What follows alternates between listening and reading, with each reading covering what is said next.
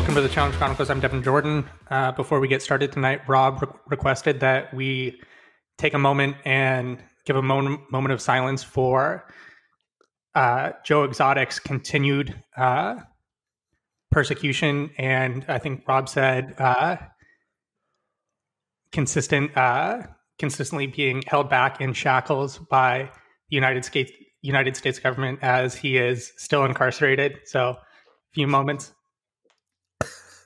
I can't even give that much more silence, man. That's good. I am with Trace Armstrong and Rob McIntyre. We're here to talk about Double Agents episode 6. Great episode. Probably the best of the season, right? I think so. I thought this was an awesome episode. Now, I've liked a lot of the episodes, but I thought this one was really good. For some reason, it was really good. Dude, legitimately during the mission, I started grabbing weights and weightlifting in the middle of the mission. I got too amped up for it. That's awesome. I thought it kind of teetered off toward the end a little bit. I don't know why. I would have to think about why I feel that way. But I thought most of it was very good.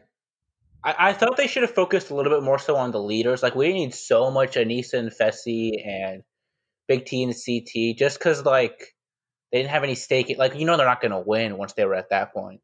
And you don't get anything for second or third or not coming in last. So I thought if we would have had more of just a showdown between Jay, Teresa, Corey, Ashley, and the other teams right at the top, that would have been more fun.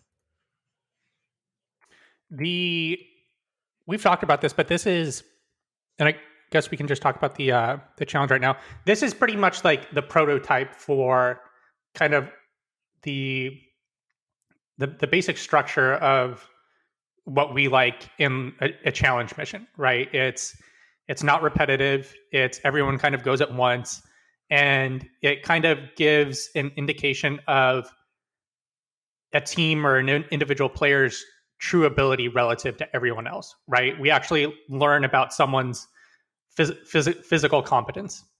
Yeah, and it's very representative. This is not something like the car driving mission at the end of last season where it's okay, how is this going to come into play at all? Or the drone flying mission from a couple weeks ago. Yeah. Yeah. No, this was the type of challenge where you can really see who's good and who's not as a team. And it's a fair evaluation of everyone because the same rules apply. You don't have different heats. You're literally just competing against yourselves and everybody else that's there. And tonight was very revealing about really how some of these teams are doing. Because right off the bat, I'm going to say it. I'm so glad I took that bet on Nom Devin. He's terrible. I agree. He's terrible.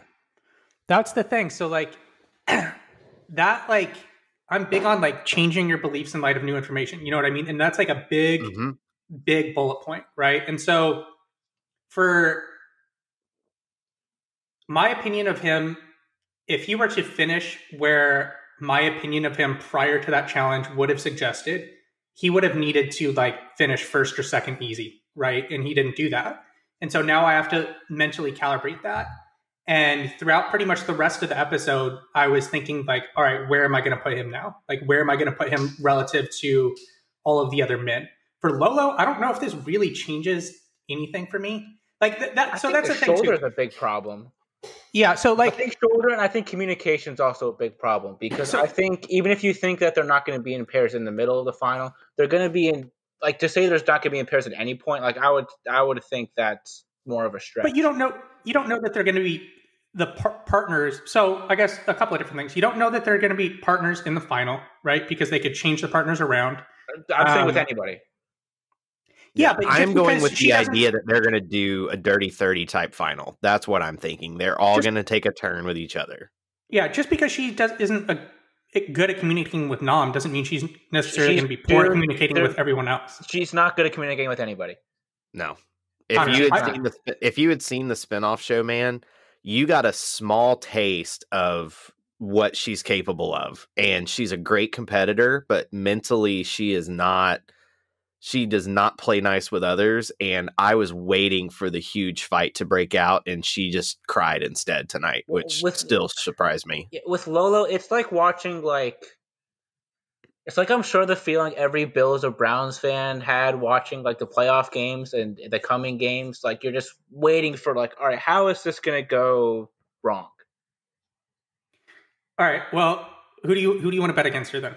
Think about that through the rest of the episode because that still stands. I mean, I think that the winners of the. Well, I would actually really didn't. I think that they're in a tough spot, but I think. All right, let's get into that. I don't know how we made it this far without talking about that. Jay and Teresa, what the fuck are you doing? Like, they're in a terrible spot now. Well, Absolutely awful. So I agreed with you. I think we have to first off we have to give them some props for just winning the mission. Like I think that alone is like. So, yeah. So that's the other thing, I guess, real quick. So it's like, how much weight do we put into the performance in that mission, right? It definitely means something, but it's not like we think that Jay. It's not like we think that Jay and Teresa are now the best pair in the house, right? So no, but I think. I mean, look. Okay, look, like if they ran a final right now with everybody in the house, that's just what they did. Well, what would you put them at? I don't know. So the other thing is, how much do we think it was an advantage that they're pretty much the same height? Huge, right? It's definitely a pretty sizable advantage. But and like if you look at most of the pairs that did pretty well, they're all relatively the same height. But I also think that's also most of the best teams. Mm-hmm. Like I think Darrell and Amber are also pretty similar heights. Like Kyle and Camber are pretty similar heights. Corey and Ashley. I mean, Corey's a decent bit taller than Ashley, but they're similar heights. But they also they beat those teams. Like that's still a pretty significant accomplishment. Yeah, I think that there were two things you needed to win this particular daily challenge: really good conditioning, stamina, and then brains. Because Jay and Teresa were the only team that quickly solved that math problem. Corey and Ashley solved it pretty quickly too. They just got lost afterwards. Mm-hmm. Yeah, and so that is impressive because everybody else timed out except for Anissa and Fessy, who were already in last place when they figured out the math problem. So to me, watching that episode, you have to put Jay and Teresa as one of the top 5 teams on the show still. Like they are that. There's only they are legit 10 and a half teams left. I think that's not even that. I mean, I agree. So that's what I was kind of trying to steer us towards is it means something, but I didn't really think they were that great before. And so that is still a difference now that if I do think that they're towards the top 5, I think I'm on the same page with Trace. I think that's the general range that I would have them in. It's also just hard to say what the best team even means at this point. Is that just, okay, who do we predict will be best in missions going forwards? I'm not really factoring political sort of prowess into that at all. But then, or just who's most likely to win the final if these teams stay and ran the final? That's kind of what I mean. Who is most likely to make it to the final? That's kind of what I see. Final? But right. I like that. See, for me, it's hard to put that would be more of an individual's ranking versus a team's ranking, just to keep switching around. Yeah. See, the reason that I put it that way, or the reason that I kind of think about it like that is because I don't think they're going to, and we made a bet on this, I don't think that they are going to finish the final as pairs the way they are currently constructed now. I just don't. And I even have said that from the start. I don't even think the pairs as they are stand now. I mean, I still maintain there is going to be a team where one person makes the final and the other person is skulless. I still think that's on the table. So I think that whichever 5 men and 5 women make the final, they are going to mix them up for 5 or 6 legs. So for 5 legs, you're going to have 5 different partners, and then there might be 1 or 2 legs where you're solo. Well, but they've had people dropping flies throughout this season. We didn't even talk about Leo yet either, but they're probably gonna get it whittled down to where it's just 5 and 5, and if it's just 5 and 5 left, then you're gonna end up where it's 5 pairs and everybody has a skull, just how math works. The moment that Leo had this scene with Nani where he started to talk about his childhood, I thought Leo is going home, and then I wrote that in my notes. And then literally the next scene was him talking with Gabby. It seems like it was for reasons that definitely necessitated him taking a step outside of the game. And so good for him for doing that. Do we know if he's okay, what his status is? They've definitely been somewhat vague. I think I don't really want to get into the specifics too far, honestly. I just think that's more outside the reach of what we try to do. But I do think it's a good adjustment for the show to be more amenable to these things. Like they've it's been no secret they've had a myriad of mental health issues with their cast members, just particularly recently. So I think that they've become not as draconian with these things. It's definitely an improvement. Yeah, and I mean, I feel like we can talk about what's public. While he was on the show, his wife was pregnant, and we were in the middle of a pandemic, and he had a bunch of lingering issues, obviously, like we saw on the show, about his just mental. As someone like I struggle with depression, and I do. It's a daily battle to work through that depression some days, and some days are better than others. Some days you're fine, some days you're not. And it's a situation where when you get in that headspace and you can't get out of it, and then you're also worried about your wife back home who's now pregnant with, I think, their first kid, I can't blame the guy for going home. It's funny, like I've talked. It's a tough spot. Yeah, like I've talked to friends, like, and they'll just casually bring up because they like barely know anything about the show. Oh, like you for sure would go on the show. I'm like, I don't even know for sure if I would go on the show. Like the money's nice, but like it's not like doesn't sound like great living conditions. Mm-mm. Like you're packed with all these crazy people who have nothing really to do besides scream at you and try to make a television product. A lot of you have probably met most of them before in a foreign country with extremely limited ability to contact anybody outside of whatever environment you're in at the time. Like there's definitely pros and cons, and I mean it's a great opportunity for those able to go on, but it also can be very difficult. Yeah, you have to. I think Johnny Bananas put it best in an interview one time. He's like, you have to be a little crazy to do this show because the mental toughness that it requires to just live in that house is harder than people think. And Mark Long has hinted at it too, because even now they have a little less restrictions than they did in the Rivals Battle of the X's Ruins time frame, because in that time frame they weren't even allowed to like bring books. I remember Mark Long talking about for Battle of the X's somebody had smuggled in a Harry Potter book, and so the guys would read aloud Harry Potter every night, and then production took it away after a few nights.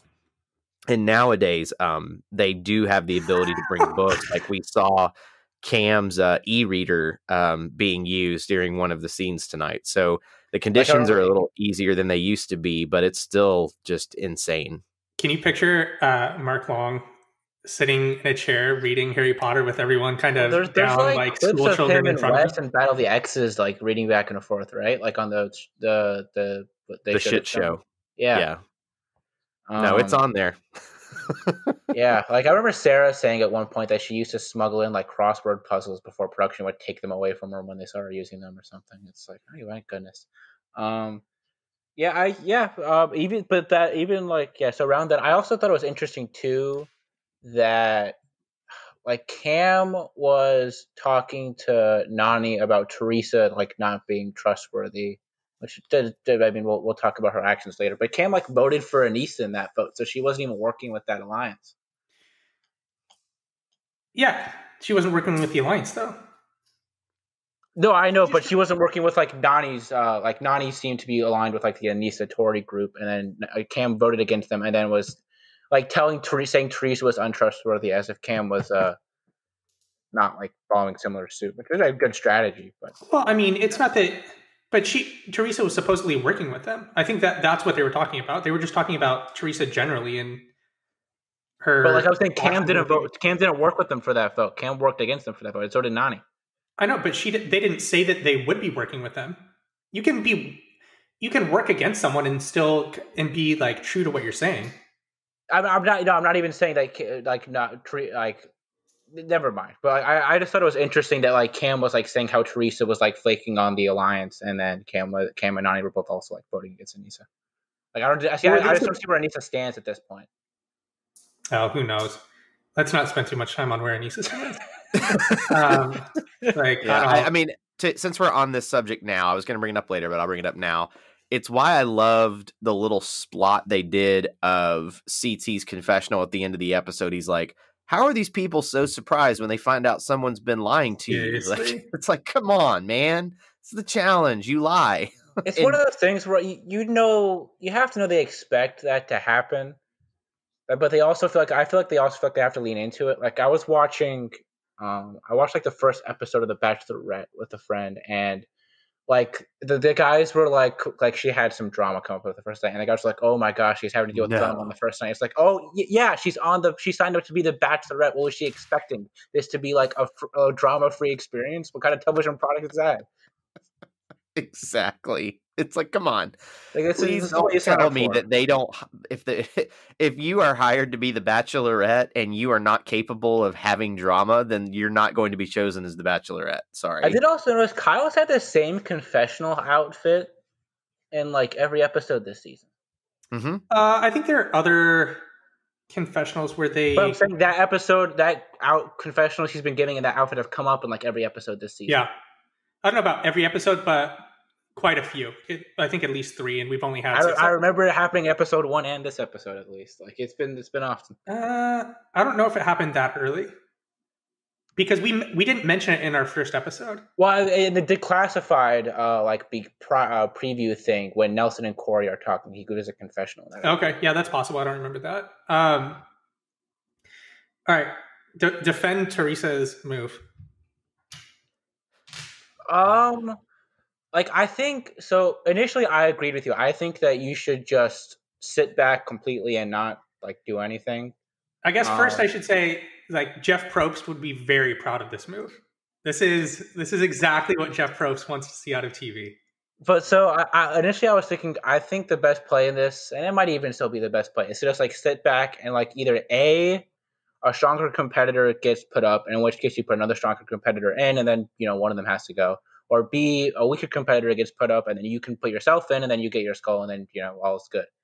But the one issue with that is she seems to be mostly trying to align with like the itty bitty mini committee or whatever they're calling themselves. Yeah. Which is a good strategy in the sense that she's probably the favorite in that group in a final.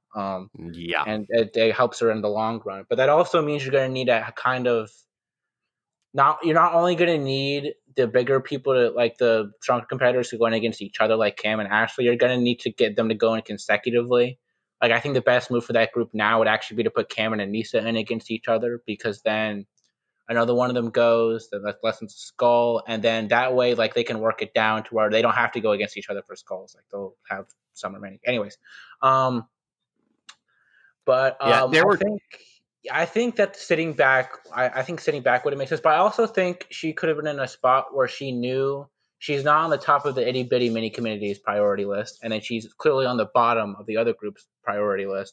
So like if she's going to be target number 1 anyways, at least let me set up a situation where I can get the biggest threats in the house out. So that way I don't have to go into elimination or go into a final against them. Yep. And see, I'm actually 100% in Rob's court with this. There were 2 key moments that occurred in the episode that confirmed to me that they made the right decision, even though it puts a bigger target on them, especially I really think Jay screwed next episode. Like if they don't win, Teresa, he's going in. The level to it. For Jay, I think this could be a big problem. Really bad problem. But anyway, the 2 moments were just seeing who voted for Corey and Ashley. Every single rookie voted their way plus CT. Not Amber B. Not Amber B. So I have it in front of me. So the rookies that did not vote for, or that did vote for Ashley and Corey, were Big T, Casey, CT. We keep throwing Big T into the rookies group. She's not a rookie. She's been on 3 seasons. Yeah, no, I was thinking more the itty bitty committee or whatever they're called. Like they all voted that way. Michi voted that way. Lolo, all of that. CT, yeah. Yeah, and so to me, that tells you that they have numbers and they're willing to stick together, whereas Ashley in the crater called out the vet saying, this is what you get for burning votes, because there was like 3 or 4 people that just burned votes. A lot of burned votes. And it's like, listen, if you're going to burn votes, then you're not going to keep control and keep people in your alliance out of the crater. Like if you want to actually be in control of the game, and by the way, they are the dominant alliance, they could be in control of the game. What happened tonight should have never happened to that alliance. Like, period. Yeah, because it was stupid. Did they even have numbers really though? No, they did not. So there were So there were 9 votes for Ashley and Corey. So that means there were 11 votes remaining that went who knows where. For the question of did they have the votes? And I don't know. I don't know exactly how cohesive that group is to be able to bring those people together. I think that the thing that's really separating them is they're the only group that's like together. Everybody else is kind of just like taking the individual game a little bit too far. It feels like Lolo has been on the right side of the vote every single time. If we went back and looked at these, let me see. She voted Kyle Nani the second vote. We ended up getting voted in, but weren't the vote in that episode. And then everything else, she's been voting correctly or voting the person in. So she had it every time but one. Yeah, the second episode, and even then, it was Kyle and Nani who ended up getting put in anyways. The other thing too, though, is a lot of people I saw on the live Reddit stream were saying, "Why didn't Teresa put in a weak team and go in and get her skull?" And that would have been a good strategy. But then when you saw the elimination, it was the absolute wrong strategy, and they wouldn't have known that ahead of time. So their gamble played off. Well, I think you need to be a little taller. And even though Teresa is not exactly like Shorty McShorty, she's still smaller than a lot of the other people. So unless she was going up against Tiny Amber, this would have been really difficult for her to win. Maybe, but it's also, I think even almost a bigger reason, honestly, is I think she's just like wants to work with those people. And if you get like if she gets her skull now against one of them, then everybody else in the house hates her, and she's going to end up like D at the end of last season, where she's just getting voted in, like even though she has a skull. What did you just say? If who does what? If Teresa in one of the rookie girls, yeah, if Teresa just throws herself in against the only group left who seems to have any sort of ties with her, that she's going to just get voted in again. I don't know. I mean, I don't know if we've seen. Like, do you think we'll see that throughout the rest of the season? Where I think that's going to end up. I think it's going to end up almost having to happen. What? That people who have skulls are going to get voted in. Yeah, I mean, it's probably going to happen at some point. There's just not enough opportunities for that to continue to happen because self-interest takes over at a certain point, and you realize, like, I've got to get my skull. I'm fine with helping this other person go in to try and get their skull now in the hopes that they'll help me out at a later point to try and help me go in. I think that's kind of what we saw play out last season. And I don't know if we've seen enough to suggest that it won't be the same way this year. Something that I thought of towards the end of the episode, and we're a season and a half into it now, I kind of like the skull twist at this point. It took... I don't know. What are we at? 23 episodes? I think having the 5 and 5 limit's a little bit better than last season. Last season, it was just such passive and predictable gameplay every time. This season has not been predictable. This has been by far the most unpredictable season. Like, I still have no idea where this season is going. I hate the fact that the double agents can see the votes. I hate that.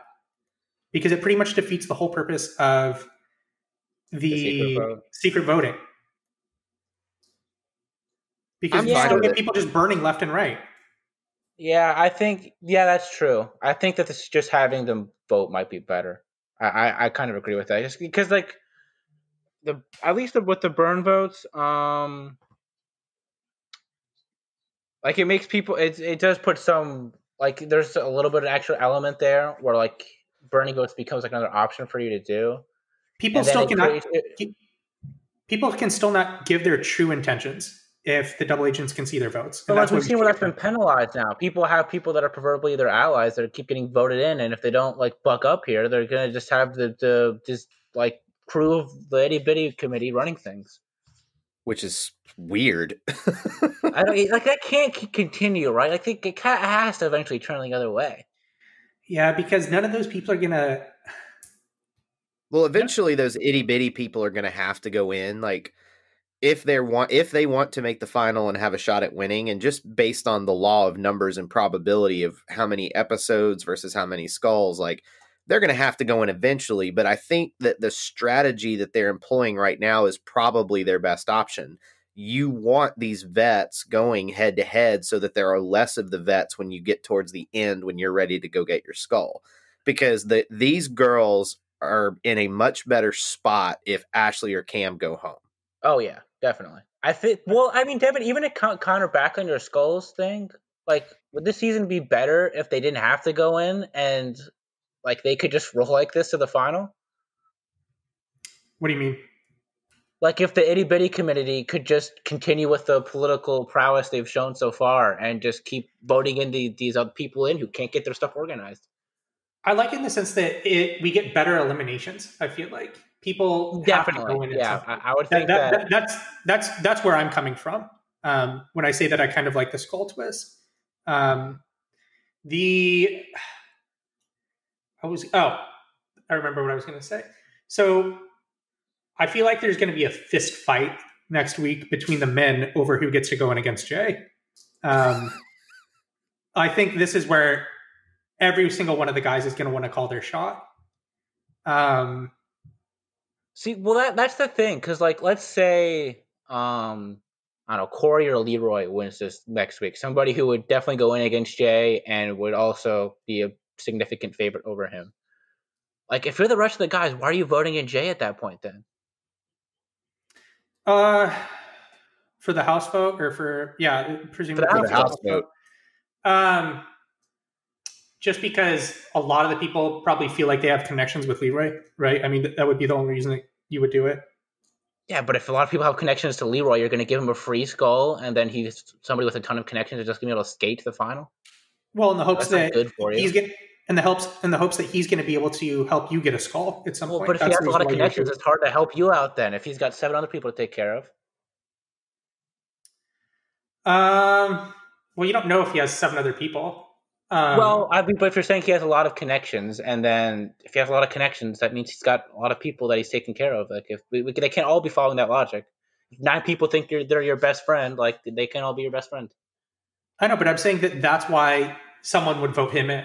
I'm not saying necessarily that would be like the best logic, and you don't necessarily like. I think if someone thought that was the case where he had that wide of a net, I don't think that they would follow through on that strategy. Right? If they thought that they were in a more narrow alliance where it could be mutually beneficial for everyone involved to put them in and reciprocate that process as the game goes forward, I think that would kind of be where they were thinking. At the end of the day, though, we have no idea where. I feel like as the show continues to go on, I feel like we have less and less an idea of where everyone is, except for in this particular season with the itty bitty committee. Like, I think that's pretty much like everybody else is just going with the attitude of like not doing it, of like just voting individually and like not even voting with a group. We'll see when the votes come out for this episode, but like the ones that they have so far are very scattered. I think the vets are overthinking it, or they're just really not interested in going in right now. Like, I think it's one of those two things, because I mean, Nani, you know, you can say what you will about Nani, but she's done enough of these and she has shown a much better political savvy than she has in the past in these shows. I cannot wrap my head around what her strategy is right now, because she seems like she's working with 3 people, but those 3 people keep not helping her. I think no one wants to go in. I think that's what it is. I think they all kind of saw how last season worked and they feel like they're better off just trying to, and I'm not saying this is the correct strategy. I'm just saying that this is what I think they think, that the correct strategy is to kind of wait around until you get closer to the end, because you don't want to take your shot too soon and get sent home and try and go against someone right before the final. I think that's like in their minds. Like, I think definitely that's what Kyle thinks. I think that's probably what Nani thinks. A number of people, I think that this is what they want to do. I think this is probably what Corey wants. We still have not seen anyone this season say, put me in. Like, I want to go into elimination. Fessy did. Oh, yep, you're right. Fessy. So Fessy's the only one. But yeah, beside Fessy, that's it, right? Mm-hmm. And Lolo had like a deal with CT where like if she saw something she liked, they would put her against Anissa. But that do you think that's foreshadowing, or do you think that was just kind of a red herring for that episode? It might have just been a red herring, because it also would have been so clear Tori was just going in. Like, there wouldn't even seem to have been another play. It's true. Yeah, they seem to really love the idea on the editing this year of the Survivor blindside edit. You know, like, you might have an idea of who's going in or who's going home, but we're going to throw a bunch of misdirection in so that when the person who actually gets sent into the crater gets down there, and even the way they're editing the confessionals for the elimination, they're really trying to swerve people, because I really thought the way they were editing the confessionals for tonight's elimination that Ashley was going to come back, because it was like, oh, Cam's done this, and here comes Ashley, and I've got my mind right, I'm ready to go, blah blah blah blah blah. See, when she said Killer Cam is activated, I'm like, she doesn't say that if she loses. Dude, I just got a mental image in my mind and started to laugh when you said that, made the comparison of Survivor to this, about how they're doing that type of blindside editing. I got a mental image in my mind of TJ in the missions and in the eliminations narrating what's going on the same way that Jeff Probst does. I thought it was hilarious. I don't know if that would work. No, not I don't know though. I don't even think it works for Survivor, really, or I don't know if I don't either, because it depends on what it is. They didn't always used to do that for Survivor. No, I know. Yeah, they didn't do it all the time. Like, when did they start to do it? They didn't do it as late as I don't remember them doing it in like Amazon or Pearl Islands, did they? They started it during Amazon, because in Amazon he got really into the I'm doing live commentary kind of stuff. Really? I don't even remember them doing it that much in Amazon. I remember with like when they're like offering up the temptations at the challenge, like they would do. Yeah, that was a little different though. I don't know if he was. No, I know, that's what I'm saying. That because like he needs to say what he's offering them. Yeah. How do you think he would be as the host of the challenge? Phenomenal, right? I think he'd be kind of too involved. I think having somebody who's a little bit who's more okay with this being in the background is kind of better. Yeah, I'm definitely not. I just can't imagine TJ trying to do a tribal council type interview. You know what I mean? Like, I just can't. TJ in Probe's position would definitely not work. Although I did, as I was thinking about that, I want to see Johnny Mosley do the tribal council interview style. Like, I want him to get up there and start. So, tell me, Leroy, what were you thinking when you were running with that big cylinder thingy? Dude, there was one point in this episode where I was just dying laughing when Teresa is talking to Anissa about putting in Ashley, and then Ashley just walks in the room. That was pretty bad timing. So Teresa was talking with Anissa about voting in Ashley, and she didn't do it. It really seemed like Teresa was able to get that group that she talked about, the newer generation of players, to go along with kind of what she wanted. That kind of that alliance that kind of brought attention to her at the start of the episode with Nani, Cam, and Lolo talking in the room after the last elimination. So, I mean, yeah.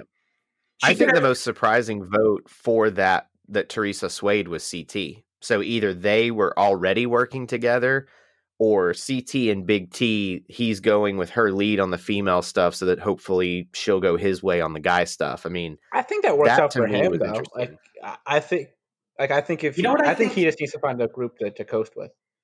Looking at the board right now, looking at everyone in front of me, a really easy move that she could have done is just have Yimber be voted in by the house.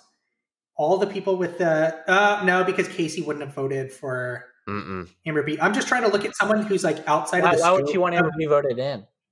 So she could go in herself and then try and knock out. Even that big of a favorite against. I mean, I'm all in on the Teresa fan club. Like, I mean, I don't think Teresa's that big of a favorite. Like, is Teresa that big of a favorite against anyone except maybe like Big T and Amber? I think Big T, Amber, and Gabby. She's a significant favorite. I think over Nani, I just don't see what Nani does better than her. I don't know. I don't know if she's a significant favorite. I think she's a favorite, but I don't know if she's a significant favorite. Yeah. It really Amber depends B, I would on the have her as a elimination, favorite though. over Amber B. Just like we know Teresa's capable and we don't. I mean, like she and Darrell probably should have done better at this, honestly. They were similar size. This is like built for Darrell. That's the thing. I don't think Darrell was giving 100%, though. That's possible. Like, what he's doing is what he does in all of these types of seasons. He tries to stay under the radar, and right now he is doing a great job staying under the radar. He's doing a very good job of that. And then, I mean, she's apparently not even been a whisper There has not even been a whisper of him going in. I think with her, it's just she's no Aviv on those puzzles, which is what really screwed them. Yeah. Yeah, that's the thing. I don't know how much stock to put into that mission. I think it tells us something. I think I would just caution anyone trying to take away too much from it. Yeah. I think there are 3 things you can take away is that there were people that underestimated Jay and Teresa as a team because they did a great job today. I think and we talked about this earlier, we completely overrated Nam because now that we're getting a more complete picture of him. Although I do have him on my fantasy team in our draft. I absolved myself from that claim. I mean, Devin and I were high on him, and last week I came in and said I was completely out based on what I saw. And as Devin said, there's more information available, and it's I just don't think this guy mentally is in this game. So let's talk about this now. So he definitely moved down for both of us, right? But how far did he really move down? So at this point, I would have, just going down the list, I would have CT ahead of him. I would not have Corey ahead of him. You would. I would have Darrell ahead of him. I would not have Michi. I would not have Devin. I would have Fessy, and we both had that last week, right? Mm-hmm. I would not. And I would have said Leroy's ahead of him too. I would not have Jay. I would not have Josh. I would not have Kyle. I don't think I would have Leroy. I would have Kyle above him right now. Though? What are you saying over and overall? So when I'm talking about probability to win the show, that's what I'm talking about. Okay, I would definitely have him below Leroy. I would have him below Kyle. I would have him below Jay too. Honestly, no, I don't know about Jay. Let's go, Rob. I'm not saying average finish, Devin. He's hedging right now, Rob. I'm not saying average finish. Devin, I'm not saying average finish. I think an average finish, he has a much better chance of winning an elimination. But I think in a final, if he's in a final, this is a very bad show. That's not what I'm talking about. I'm talking about. You said chance of winning the show. Yeah, and that's not just the final. That's everything else before the final. Well, I think Jay has a better chance of winning the show. All right, let's go. How much you want to bet? Let's roll. Well, what are we betting on? Your price. What? What are we betting on? Who places higher, Jay or Nam? That's a completely different question, though. How is that different? I said probability to win the show. We're talking Devin. Big Easy can make a final. How likely is he to win the show? Wait, what are you talking about? I'm saying. I hear what you're saying, Rob, but the bet makes sense from what Devin is saying. I'm not saying what Devin is saying. If you think Jay has a better chance of winning the show than Nam overall, then overall placing does not have a significant bearing on that because you can make a final. It has everything to do with it. People make a finals and lose all the time. I think he's bad in the final. I don't think he's winning the final. I think he can get there. I don't think he's winning. I don't think he's winning an elimination. You think Jay can get to the final? No, dude. No, I'm saying Jay can't get to the final, Devin. Jay can't. That's why I'm saying he can't win. That's why I would take Nam over him. I don't think there's any chance of him getting there. That doesn't mean he has a better chance of winning the show. If you need to win the show, you need to win the final. To win the show, you need to get to the final, Rob. I don't think Nam or Jay make the final. So I think Jay has a better chance of winning the final. I think Nam has a better chance of getting there. I think Jay's, once you multiply those out, Jay's odds would overall be higher. I wouldn't put him as all right. So let's bet. Let's go. Higher. But I'm not saying he's going to place higher, Devin. That's a different question. I don't get how that's a different question. I actually understand now what Rob's saying. Different than your chance of finishing it. What chance does Big Easy have of winning the show? None, Rob. All right. So what bet do you want to make here? I don't get what you're saying. Then, so I'm not saying I don't want to make a bet on Jay versus Nam. I never said we should make a bet. You're the one who said you don't think that Jay is going to finish higher than Nam? No, I don't think he's going to finish higher than Nam. But I hear what Rob's saying. What are you talking about? Rob is saying the show, Devin, because he can get to the final and actually win. I don't think Nam can win. You said chance of winning the show. Big Easy can get to the final. Big Easy. Here, let's bet on this then. I don't know if I want to bet on that then. Yeah, because I don't think either one of them are going to make the final, but I hear where Rob's coming from. He's saying that if somehow Jay makes the final and Nam makes the final, Jay has a better chance of winning the final as he thinks right now. However, once you Jay's path to the final is going to be harder than Nam's. Your ability to win elimination is a much higher chance, basically that's one of the main things that allows you to get to a final. But that 90% from your chance of winning the show. I don't think so. That's like most of it. You just said it. That's like 90% of your ability to win the show is being able to win those eliminations. No, it's not. How many elimination wins does Anissa win? And what is her actual chance of winning a final? You guys are taking it to the extreme, though. Like, that's for pretty much everyone. There's a lot of competitors who are built to win eliminations that aren't good at winning a final. How many? A lot of these bigger competitors that aren't good at running finals. So Anissa, Big Easy, like name some more. Like even like a Fessy or a Zach, like they're much higher chance of getting to the final. But like once they're there, they have a different odds of winning. You just named Zach has won one, finished second in one. How many? He was on a team of 4, and he was running against one team that had Devin and JD, and another team that was a pair of 2 people, which was Trishelle. And he pretty much won Vendettas if they wouldn't have done that twist at the last minute. Sure. Fessy's been on one season and finished third. But that's my main criticism against Fessy. But I still think that he has a chance. He finished 4th. If you look but he stopped running. All right, so say I want to understand this. So say it one more time. I think Jay has a better chance of winning the show than Nam does. That does not have necessarily a bearing on its overall placing, because I think that Nam they have roughly the same. Like once you average it out, they'd have roughly the same overall placing odds. But I think Jay has a higher, larger, higher range of outcomes. If we're looking at this, I get what you're saying. Yeah, I get what you're saying. Jay has a much larger range of probably. I get what you're saying. Than Nam does. Yes.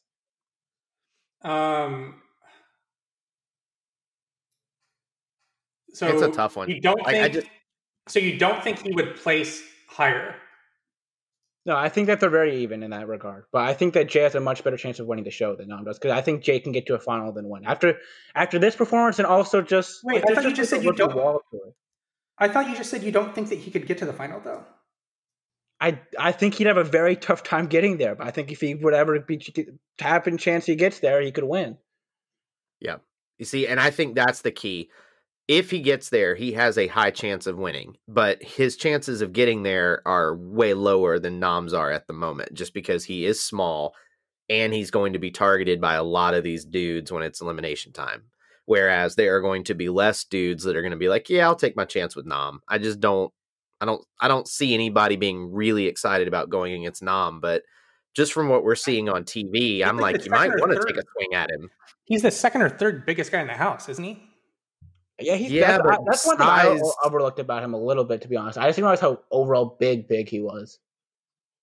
Say that again? I just didn't realize how big he was. Like he's bigger than I was. Just sizing him up. I think huge. Yeah, he's huge. So I think it's going to be.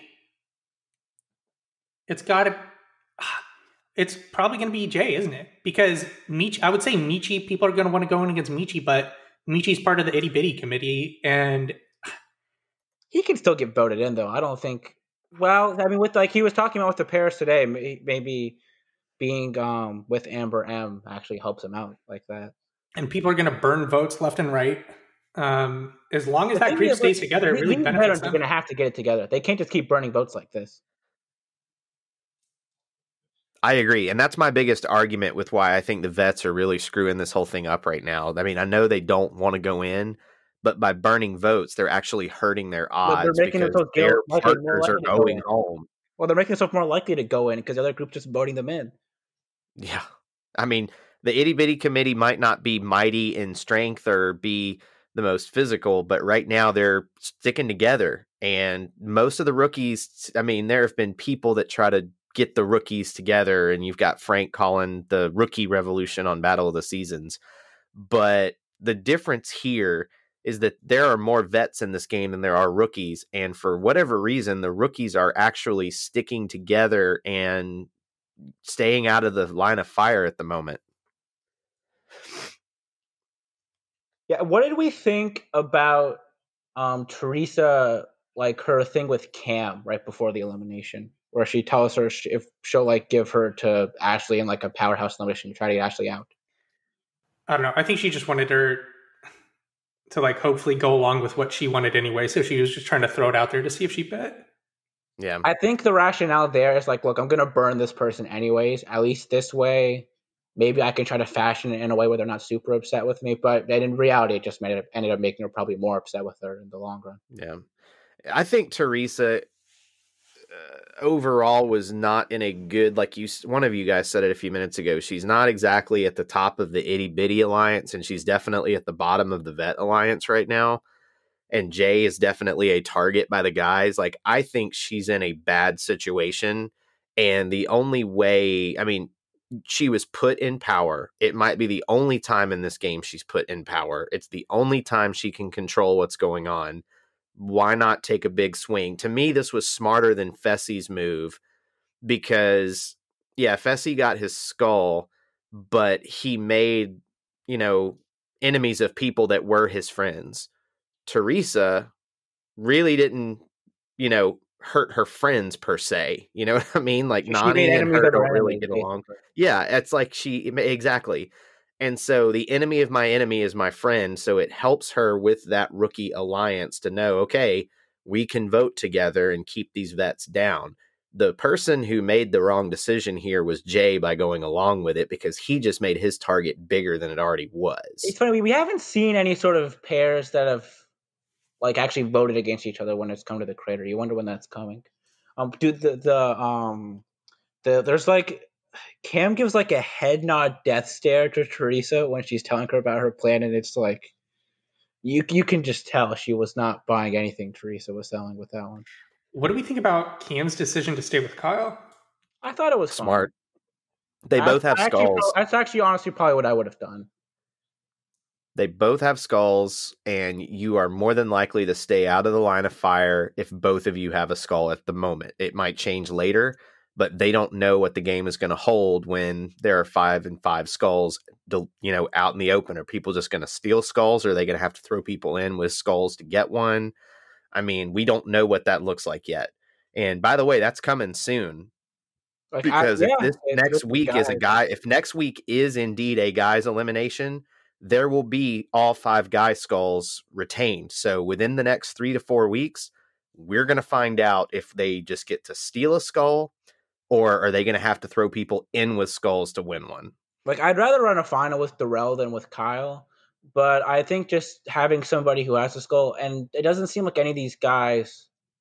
Like, I don't even know who I would say is in the best political spot of the guys. It seems like the women have been kind of dictating everything alliance wise so far. Yeah, I mean, it's difficult to tell with how they edit everything. Yeah. Yeah. I mean, if I had to take a guess, I would say Leroy and Darrell probably are in the best political situation, because it seems like whenever Cam wants Leroy to go in is when he's going to go in. You know what I mean? And they're going to rally the votes to make that happen. Darrell seems like he's in the Big Brother Alliance, and so they're kind of taking care of their own. Yeah, I mean, with Amber B, I don't know how involved Amber B is with the rest of the rookie, well, the like Amber M, Big T, Gabby contingent. But I don't think she is. I think she's just in the Big Brother Alliance. Yeah, but I don't think she's an enemy of them either, which is good. Yeah, one thing I think we may need to look at too now. I think Corey. Is there a chance in his like earlier days he was just like hurt? Like, well, one thing with Corey, we've actually seen him do pretty well on these cardio missions now. Like, he did well in them last season. He was good in the final last year. He was good in this mission. And then if you look back to his earlier seasons, didn't he stall out last year too? Didn't his knee come up again? Wasn't that? I feel like that's a reoccurring in the final. Yeah. In the final, I'd have to go. Oh man, I would hate having to rewatch that final. But it was definitely a thing, right, Trace?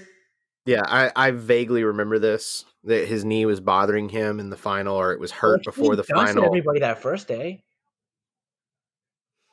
Like, I think if you added up the total times, it would definitely at least be close with him and Johnny. If not, he would win. And he didn't even try at the end of the second day, because what was the point once Johnny won?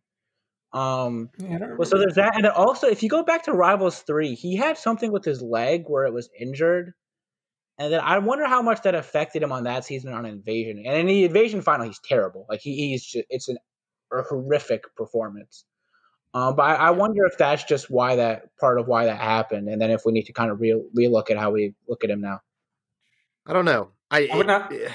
There's something to keep in mind with Corey, and this is going to sound so insanely ridiculous, but you do have to keep in mind, like, a lot of these cast members do have jobs of some kind, whereas Corey is legitimately just a professional reality TV star. He has been on The Challenge, and then he's on Teen Mom, and so, you know, he doesn't have to punch a clock. He doesn't have to do anything. So his job is to train and to film reality TV. And so in terms of his physical shape and stamina, he looks like he's in better shape. And I think he is. And if he was hurt before, then that maybe we are under evaluating him. But this season, he looks like he is in really, really good shape. Well, he was really good last season. And like, I know a lot of the missions weren't represented, but whenever he was asked to perform, basically he did. I don't know. For me, so going off of what you were saying before about what you think about for Jay in the final, if he somehow gets to the final, like his ability in the actual final, like Corey is on the complete polar opposite end of that for me.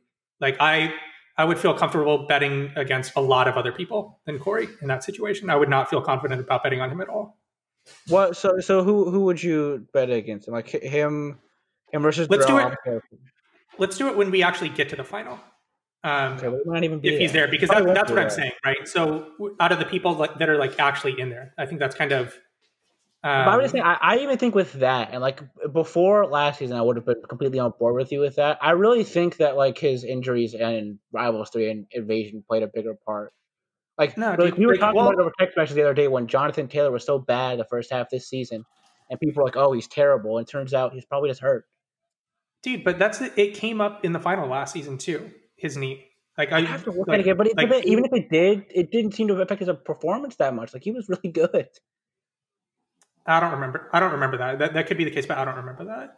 I mean, he won the first day by a ton of time. The second day, like first of all, it was 10 minutes of airtime, and then like after Johnny wins, he had passed Kyle. He was in second, and then he just didn't try because what's the point? What's going to happen when he goes up against a puzzle or anything having to remotely do with math? What's going to happen with a lot of these guys when they go up against a puzzle? Compared to Corey, though, you would feel confident in Corey doing a puzzle versus a lot of these other guys like I would. Or CT. That's actually good. Who's good at puzzles of this guy's cast? CT. Devin. Nope, Darrell's terrible at him. So would you take anyone? Would you take anyone against Corey, or would you take Corey against anyone in a final, or what? In a puzzle. In a final. Yeah, I'm just talking about puzzles. Who would you take? It's strictly a puzzle. There's a lot of these people that are just like Fs, and Corey is one of them. Yeah, but there's a lot of them that are Fs. Like I would actually put Corey in the D- category. He's not an F in puzzles. But there are some definite Fs. He beat Nelson and Hunter on the puzzle, on the Sudoku puzzle on Invasion. He beat Nelson and Hunter. About what you're saying. That is why I say he's a D- because the Fs performed. Like, okay, seriously, let's go through it. So we have CT's decent. Darrell's bad. Michi, we have no clue. Devin's fine. Festi, we haven't seen any track record of him being good at puzzles. Jay, again, we haven't. What do you mean they finished the one today? Yeah, but Anissa did it. He didn't. Are you sure? Yeah, if you go back and watch the episode, Anissa was the one who solved the puzzle. Josh, he just how stood good there. do you think Josh is at puzzles? He's a disaster.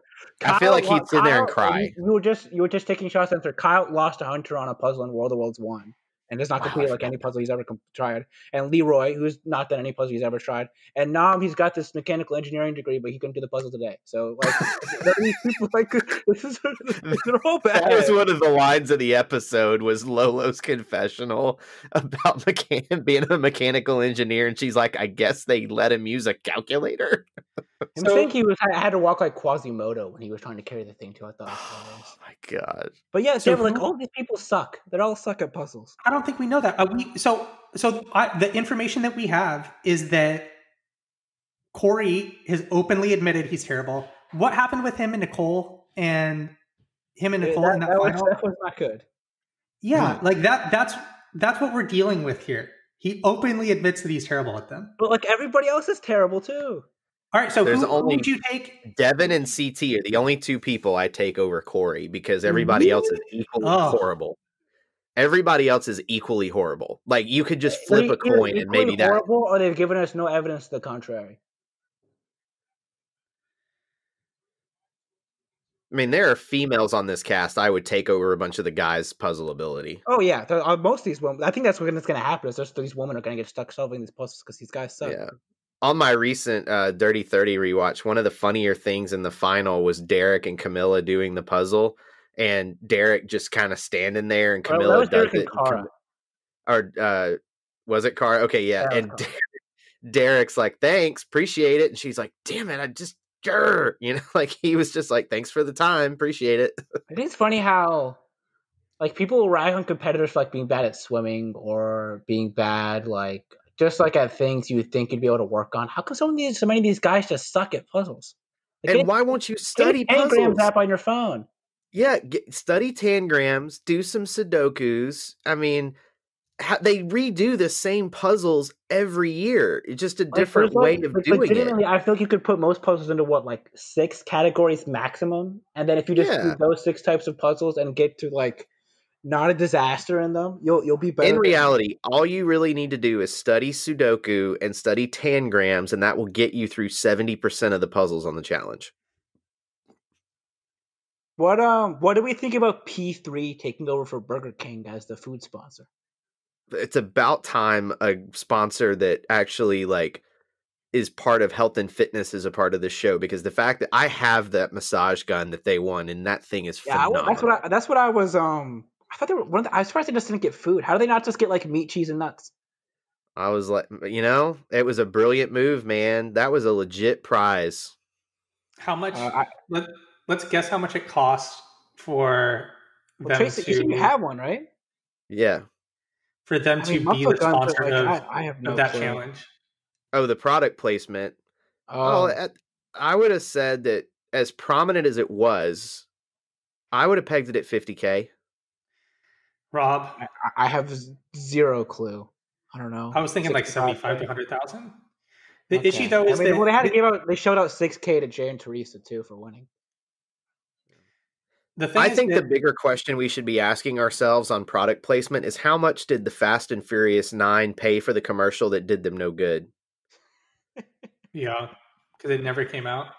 Because it didn't come out. It's been, rescheduled for this May or something now. And so like, dude, is everyone going to get stuck with another one of those god-awful missions that's Fast and Furious because they have to redo the advertisement for it?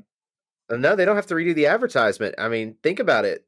Fast and Furious 9 paid for the advertisement. The episode was airing the week before Fast 9 was supposed to come out. And then the pandemic happened like 3 weeks before the movie was supposed to come out. So like, sorry, it sucks, but you paid for the airtime, and they literally structured an entire episode around advertising that movie. I was like that, and that's like nothing. One of the worst episodes in the history of the show. It was really bad. It was so bad because that's the Jenna Zach saga episode. That was the same episode. These products they get are so off the wall, and how come they only have like 1 or 2 of them a year? Why won't they just load up on them? Because they can't get enough people to want to do it. Yeah. Is that really what it is? Like, how is there not like some like smaller corporate, like smaller outfit that would be willing to put money behind it? Because they don't want to like. It's because it's not a good way to spend your advertising dollars. It's not. And here's the thing: when you look at stuff like this, Rob, you have to think through as a company, what is our return on investment with this? Mm-hmm. And quite frankly, with Burger King, you do get a decent return on investment because the largest audience of this show is probably between 15 and 28. Wow. I have a long-standing feud with Burger King, so I am not sweating. I can't stand Burger King. I haven't eaten at a Burger King in a very long time, not just because of health reasons, but just because every time I have been to a Burger King, I get the worst service you could possibly get anywhere. In the middle of a pandemic where every drive-thru is full near me, Burger King never has cars, and it just went out of business. That should tell you how terrible Burger King is. I'm an exceptionally healthy eater. That's one of the, I honestly don't like eating that much, which is just a weird take to a lot of people I know. I think people spend way too much time eating. But like for me, health is the first priority. So I have no reason to go to Burger King. But like even what are you eating, Rob? this was before COVID. I coached basketball to like relatively young kids, like between the ages of like 4 and 10. And one of the kids at like the end of the session gave me a $40 gift card to Burger King. So I still have it because like, what am I gonna spend $40 at Burger King on if I'm trying to eat healthy? Because like, Sold on they offer. have like they have like a salad that's like has absolutely nothing in it, and that's like the only thing. It's like moderately 1,800 calories. It's like Yeah. McDonald's salad. It actually has more calories than the Big Mac. Yeah, and then that's the only thing like moderately healthy on the menu. Like there's legitimately nothing healthy. You just go and you get like a frozen Coke. It's a treat. That's it. But like, I have $40 for Burger King. What if I spend $40 on frozen Cokes? Over a 2-year period, why not? Sell the gift card. What was that? Get $20 for it. Sell the Somebody will gift do card. it. Maybe so. Oh my gosh. But yeah, no. So, but for the sponsors, for Burger King, it makes sense because the people most likely to eat Burger King are either going to be seniors that go in for their quarter coffee in the morning, because that's one of the Burger King's like calling cards around here, at least, Coffee? is if you're a senior, you can get a cup of coffee for a quarter every morning. So you go by a Burger King and there's a bunch of old biddies there. So if I send this coffee. to some old person in Alabama, they can get 160 coffees for the $40 gift card. Basically, yeah. The issue, Rob, is that so if you're an advertiser, right, and you can spend your money on any platform you want, if you spend it on TV, to go back a little bit to what Trey says, you literally have zero idea how much that actually made you. You have no fucking clue. Your sales may go up, but you don't have any idea if it actually came from that TV commercial, right? If you take that money and you spend it on something digital, you can track down to the exact penny how much you made off of those ads. And that's why everything's going in that direction. But my thing was just, it seemed odd to me that these relatively large groups in like Burger King and Fast and Furious would show their advertising, would put on because there. They have money to fucking burn. Like they have like unlimited advertising budgets. Yeah, and the They're thing just you have looking to for brand remember awareness.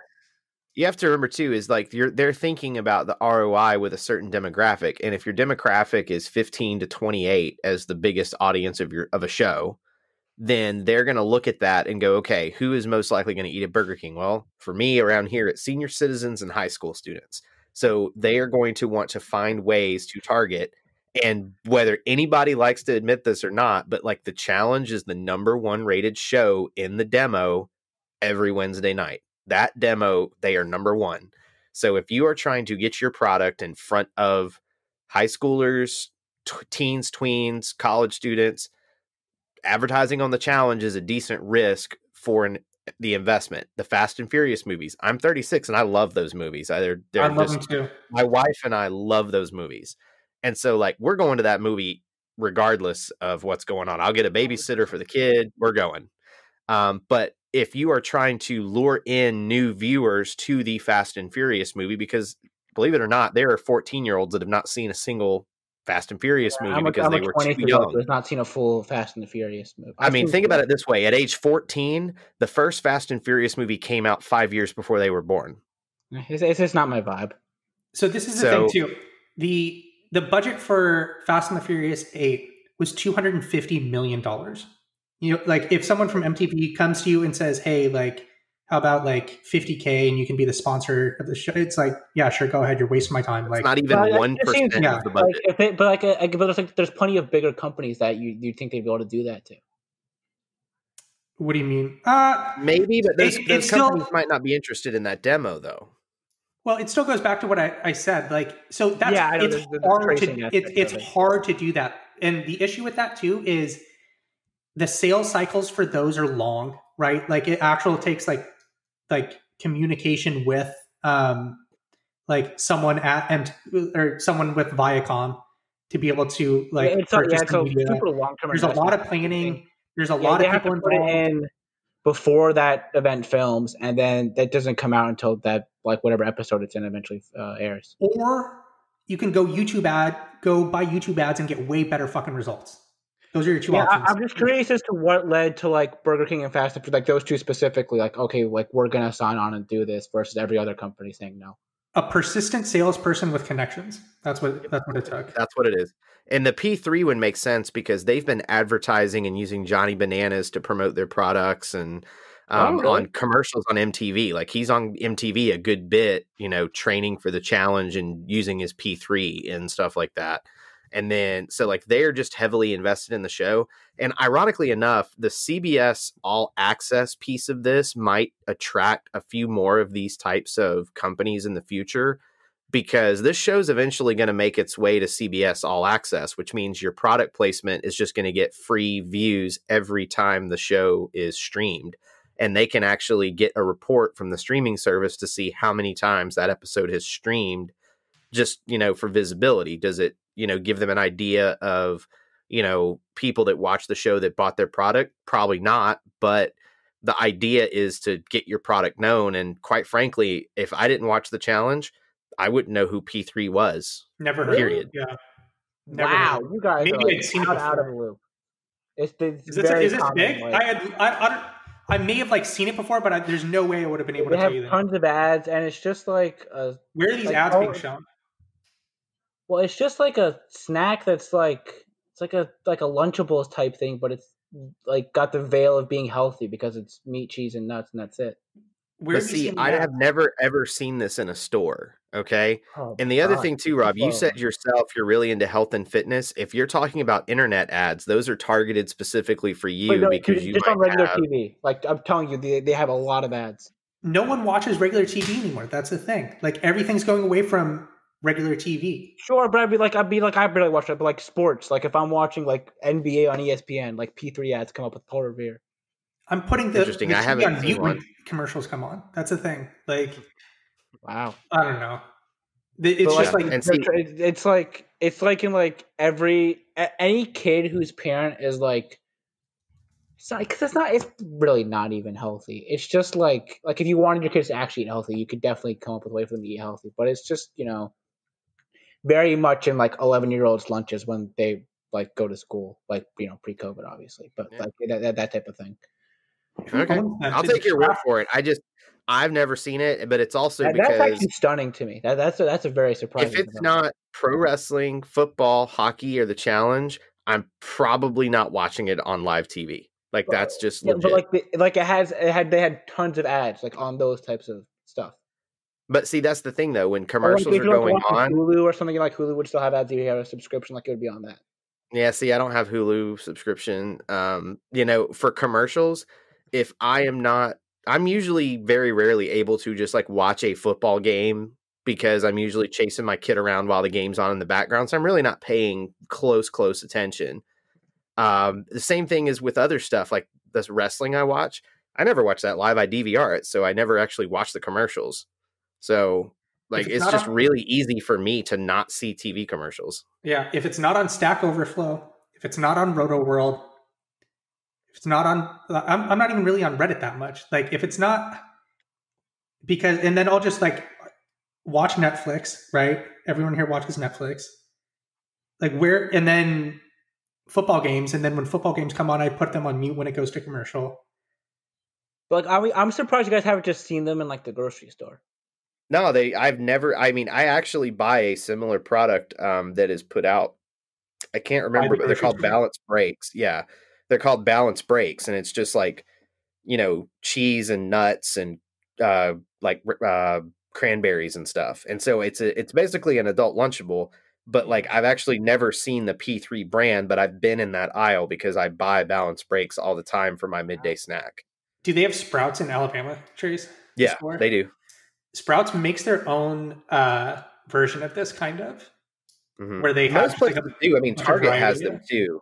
Yeah, Target has their own version as well. So, P3's out there. I mean, obviously it is. They wouldn't be advertising, but quite frankly, like, I'll be honest, I've never actually seen it in a store. So we spent way too much time on P3.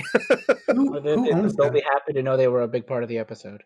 I mean, I feel like they should be paying us for this publicity right now. They're getting really good market research out of us. At the moment. The fact you guys didn't even know who they are probably isn't great for them. Hey, but we're aware of them now. We just gave them 12 minutes on the show. I mean, we're their demo though. Like we're the people that they're trying to hit. So it's bad that we haven't heard of them, but they hit us. You got, and like we're all from very different parts of the country. Like I'm DC area, Tracer, Alabama, Devin's San Diego. Like so, but it is very weird to me. You guys have never seen their products. Yeah. I mean, I could totally see that they're only in certain chains, and having lived in the same area Rob has, the dominant grocery stores are Safeway and Giant, down here. You are out of the times, Trace. I haven't been to a Giant in so long. So they are really. I used to go to Giant all the time because they were across the street from my townhouse. But down here, you go to Publix, you go to Walmart, and you go to Target, and you go to Winn-Dixie. Like that's pretty much your choice in Alabama. Well, no, you got a little Walmart up here. Like Walmart, I would say, is the dominant chain by pretty clearly. Okay. Well, I don't remember there being a whole lot of Walmart locations for groceries in the Nova area because they're just like Walmart usually takes up a lot of space, and there's just not a lot of space in Northern Virginia. It seems that P3 has drifted from the cheese and has replaced it with sunflower seeds as the third item. They're owned by Kraft Heinz, so that kind of explains a lot. Well, they have a Planters product now too. Is Planters owned by Kraft Heinz? I'm assuming it has to be. Planters. All right, let's talk about something else. So yeah, I think we're kind of to our power rankings for the week. I feel like we've pretty much covered everything that happened. Real quick, what did you guys think of the elimination? I thought it was good. I thought it was a good. I thought it was good. I thought it was really hard too. Yes. It was really hard. The fact that they could not stand flat-footed on the platform and they were only able to really use their toes to get momentum, you have to be really in control of your body to do that, like really good core strength so that you're not just flailing around. And Cam showed that. I know I bag on Cam a lot. I still don't think she wins this final. I think she makes the final. I don't think she wins. But she's showing she's more athletic than I gave her credit for. So I give her lots of props for handily beating Ashley in this elimination because it was really hard. Yeah, I think I would honestly like, for me, I feel like I would almost get like vertigo type sickness from this, just like hanging there and like getting swung around like that. Like I'm not good with that. Like just having things dangle around me like that, I would probably get sick. All right. Who wants to go first? I never go first on this. I'll go first. So my men side, I think isn't going to change much, if any. I still have Zarel 1. I would have CT 2 still. And number 3, I'm going to put Lee. No, you know what? I'm going to go Kyle in that spot. Okay. So, yeah. So Darrell, CT, and then Kyle. On the female side, I still just have no freaking idea what's going to happen here. Like, there's just been... If it's Cam versus the itty bitty committee in the final, Cam can win that final. I really think that. So I have to add her to my power rankings. Who do you think is like the favorite in the final at this point out of the women? Just like if they all ran a final today. Lolo. She was just bad today, though, dude. Yeah, but it wasn't necessarily her fault. I think Nam was like an anchor in. What has she shown that she would be super capable in a final? I think it's really easy to put too much stock into what we saw today. Yeah, but like for me, this is also working with other evidence in that she just struggles with these type of like clutch conditions. I don't know about that. I don't know, dude.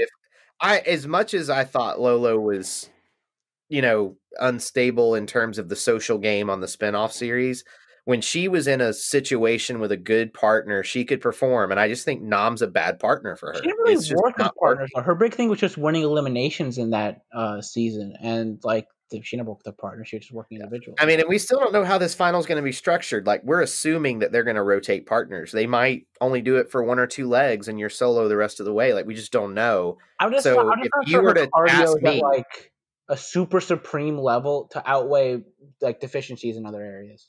Who are you taking over her in the final? I think Teresa might actually have as a favorite out of all the women right now. Ooh, that's a take. I'd have in just the final, right? In just the final. If they like just decided, hey guys, we're having 10 of you run the final. I think I'd go Teresa 1, Casey 2, Cam 3. All right. I don't Trace, know. All right. your In women. terms of realistic, I think that number one right now, even though I'm not a great fan of it, Casey's got to be one for me at the moment. Last week you had Casey, Ashley, Cam. I what? You had Casey, Ashley, Cam last week. Yeah. So I think Casey's still number one. I got to move Cam to number 2 just because the threats to her are slowly winnowing away, and they don't look like they seem to be able to get their shit together. So Cam 2, and I'll stay Nani 3. Why not? And then overall, I don't know that I'm as confident with just the guys. So I will still think it's Darrell, CT, and then 3 is Casey. I think that's probably the best power ranking I can come up with right now. Dude, something we need to talk about real quick is Ashley. Like, she's not even any good anymore. Like, she's like, well, she she's gets always 2 just shots been this bad in season. eliminations. She's just never been good at that, and I think now her political game has been kind of like cornered. Yeah, she hasn't been able to stay out of eliminations either. Like, yeah, but like I think that's my weird thing with like looking at overall placing. Like, if you look at like Wes has placed recently, or like where Johnny, or even like CT for a while. I mean, CT just had so many bad seasons over the past few seasons. Like, but there's sometimes where just your target just gets too big. Yeah, but if you average it out over the time, you're going to be towards the top. Yeah. Well, but I don't. Like, I mean, look at CT's past 5 seasons. Like, let's if we look at that, we had Invasion, which I'm not talking about just the last 5 seasons. I'm talking about his entire career. Well, but like how many seasons has she even been on? She's been on like what, 7? Like her 8. Is this her 8th? Yeah, if you look at her overall track record, like I think then, like I don't really see what the point you're making there is. Then the point is that there's 2 huge, real quick, and then you can go, Trace. My point is that there's 2 huge asterisks along with these other performances in the seasons that she actually finished high. Right, the first season that she won, they forced it so that people that were rookies essentially could make it towards the end, and then the second season she won, she came in partway through the game. Go ahead, Trace. Like 3/4 of the way through the game. Oh, we wouldn't know. It was not that late. She came in episode 7 in a 19 episode season, and like they barely had any eliminations after that point. It was not that late. Yeah. Okay. I think I'm kind of with Devin here. I still think she's a good competitor, but her game really leans itself towards a War of the Worlds 2 type game, where they have strength in numbers, it's a team, and then you can kind of split off and make more money at the end. Invasion, like Devin said, it kind of forced her in, but in these games where it's individual or, pairs, yeah, she won a pair season, but that was Final Reckoning's not a great season, and it's not even a great the eliminations and the stupid what did they call them? The equalizers. The equalizers, like that season, she made $1 million from that season, and good for her. But in the history of the show, that and Vendettas are really an abomination in the history of the show. Like I don't like calling it an asterisk just because I think we fall into this with like sports too. You can't. No championship is created equally. Everything is its own unique like being. So like I think like just to say, oh, she has an asterisk for that. Like, all right. Like, what about the first 4 or 5 seasons of the show? Like everything you have to evaluate individually. So I think just I hear you. I hear exactly what you're saying, and that's why I give her props for winning that season. She took the rules of that season, the format, and she won, and she stole money, and good for her. Like I give her props for doing that. That said, when you start looking at her overall challenge career, though, you have to start really evaluating, is she as good of a player as we think she is? Because, yeah, okay, she's Millionaire Mitchell. Well, she won Final Reckoning, boo-hoo, whatever. Invasion, they really made it easy for a rookie to win that. Great. Dirty 30, decided to go home during the first episode. War of the Worlds 1 wasn't great. War of the Worlds 2, it kind of played into her strength in that she could just kind of hide in the alliance and was never in any danger of going home. But then you get to Total Madness. you know, when her butt is on the line and she has to play by herself, she can't win. And what I'm talking I just about think is that's I'm easy to talking say about about a lot of people, though. Like, I just think that it's like with like she's just not very good in eliminations, and she's good at missions, and she's good at finals, and it's like why I think like putting politics as such a premium skill. Like a lot of times, like in these types of seasons, you can just corner somebody, and then there's nothing they can do. and what I'm talking about is when I'm talking about this, I'm talking about her probability to win a future season. And at this point, I do not put it very high, just because all of the flaws that she does have, I feel like they significantly handicap her ability to make the good skills that she have actually show. Yeah, she has to have the perfect cocktail to win a future season. But like honestly, for me, how I look at Ashley, I think she's like female Kenny. No, get out of here. I think they're extremely similar No, players. dude. Well, why aren't they? No, Kenny is a better political player than she is. Like, By far. Pick someone else. Pick someone else. I get what you're trying to do. Just pick someone else. but I just think there's somebody where I still think she's a good politician. It's just she's been in spots where she's been. She hung around 1 week. She had 2 chances this year, and she was literally around the first chance they had to get rid of her. They got rid of her. Yeah, but like Kenny's like she had like none of her allies casted on this season. She has Cam, But But if she's allies at that this good, point. she should be able to overcome it, though. Yeah. But like who when Kenny was in that position, he was partnered with Laurel and he was still the public enemy number one. Like he like great being a good I would say like being a good politician has like a limit on how far that can get you. But then he got everyone on his side to get rid of Wes. That was like at the very end of the season, and that was at that point when Wes's line. No, it was not. It was No. episode 6. It was just barely over halfway. But like at that point, like most of Wes's alliance had been purged out. But that was By Kenny. that was the thing by Yeah, I know Kenny. he's winning missions. Like, and that's a credit to him and Laura for winning the missions, but that's not to his political prowess. They also, but here's the thing that people forget about Fresh Meat 2. He was also smart in that he worked with Wes in certain points politically and used them to his advantage. They got rid of Darrell, so Wes and Kenny were able to call a truce for an episode, the very first episode, get rid of Darrell. They also called a truce later where Kenny was telling Wes, "Don't you screw me on this." And they made another deal, and Kenny said, people are going to realize real quick what a scumbag Wes is, and they're all going to fall by the wayside, and he's going to turn on you. And I'm just here to tell you that that's what's going to happen. And that's what happened. Like, he literally looked at what was going on in Fresh Meat 2 and went, here's how this is going to go down. So here's how I need to play this game. Like, I think if he has average female partner in Fresh Meat 2, he's gone by episode 4 or 5. I don't think so. I think we haven't seen him put in like the type of positions that Ashley's been put in. Yeah, I mean it's a different era of the show though for that. Yeah, like if you that's why it's hard to compare these things. But like I think like if you put Kenny in positions that she's been in and where she didn't have allies on Total Madness or on this season. She did. And who like were her Kenny, allies though, Rob? Who were her allies? Like the Lavender Ladies or any of like the Kara's cult group from War of the Worlds 2. Like Cam was the only person carried over from that on War of the Worlds 2. Like Amanda hasn't been casted again, Sylvia hasn't been casted again, Shane hasn't been casted again, Kara hasn't been and casted. will never be cast again in his A case. lot of those people like are never coming back. Well, like what? So since her allies like stop appearing on the show, that makes her a worse player. She needs to start building new relationships. Yes, that's the key. Bananas, love him or hate him, for Total Madness, built new and better relationships. He has been able to win with new alliances in place. Like, he's not just Evan and Kenny's other guy that they help him win. Like, his win for Total Madness, I don't think people understand how impressive. I mean, granted, the cast was a little weaker, but he was a huge target. So what did he do? He made nice with Wes, and he was able to stay out of the line of fire and control everything. And then when Wes went in against him, he was able to beat him.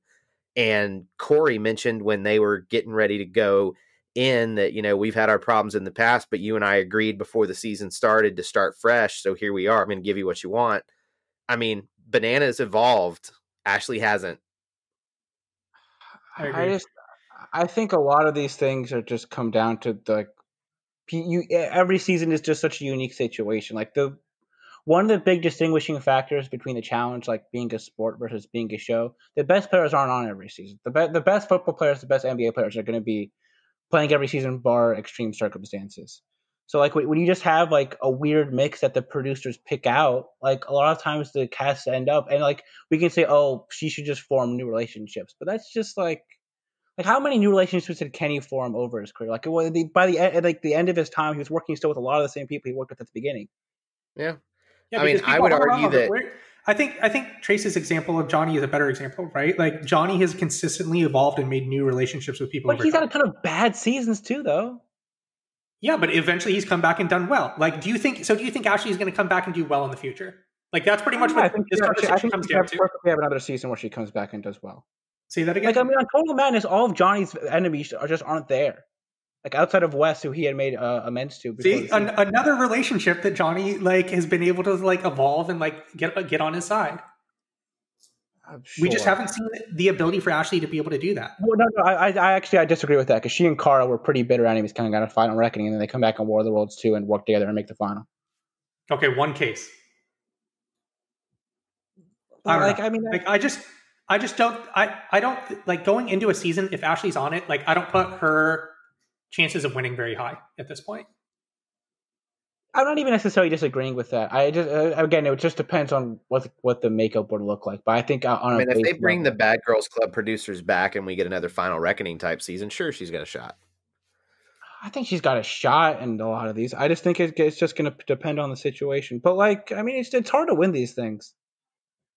That is true. Yeah, I give you that. It's really hard to win this show. There's a reason why there are a lot of multi-time champions because it's easier to win again. But then you also have players like Wes who are very good at the game, but have a hard time actually getting multiple wins. Like that's one of the things people forget about Wes. Like it's using winning as like the metric for success. Like who had a better season, Theo and Wes on War of the Worlds 1 or Rogan on War of the Worlds 2? Rogan on War of the Worlds 2. That's ridiculous. Theo and Wes were significantly more. He won. Yeah, but like he was one of the top 4, so were Theo and Wes. So because the show arbitrarily decided they didn't. I think that's absolutely absurd. You know, I still think Wes is one of the greatest players to play the game, but the fact of the matter is his last win was Rivals 2. But like if the show just says, okay, like War of the Worlds 1, we're going to have the top 4 finishers all be declared the winner, just like we did with War of the Worlds 2. Then just the show making that completely arbitrary distinction makes their seasons like somehow more impressive. Well, see, now I feel like you're kind of halfway contradicting yourself, and I'm not contradicting myself. I'm saying that they had a more impressive season. We need to evaluate how they performed. They had a way more impressive season than Rogan in a War of the Worlds 2, even though Rogan's a winner and they're not. Well, the reason I say the contradiction, though, is because you're talking about how these, seasons and the rules are different season to season, and there are different circumstances. So we can't put it's hard to put asterisks by Ashley. So why should we compare? How can we compare Rogan's win versus Wes and Theo not winning? We can compare them, but to use like a binary distinction, like an asterisk, isn't accurate. You have to put like a quantitative value on it, and I think. Like to say Rogan was more impressive in World of the Worlds 2 than Theo and Wes in World of the Worlds 1 is absurd. Like I think that there's zero basis for that. And see, I just come down to, and this is just maybe a generational thing for me. When I was coming up, like either one of you lost, and if you lost, great, you had a great performance, but did you win? Nope. All right, next person up. TJ at the end of the War of the Worlds 1 final says, "You know what, guys? We changed our mind. All 4 of you are the winners. Ninja, Theo, Turbo, Wes, you guys all won." All of a sudden, that changes how their performance actually, like how impressive their performance was. Doesn't change the impressiveness. It just, that's what I'm saying. All right. I'll give you that. That's fair. I think I just take it from the standpoint of like, can you say that Wes played a better game in World of the Worlds 1 than Rogan did in World of the Worlds 2? Maybe, but Wes played a pretty horrible game in War of the Worlds 2.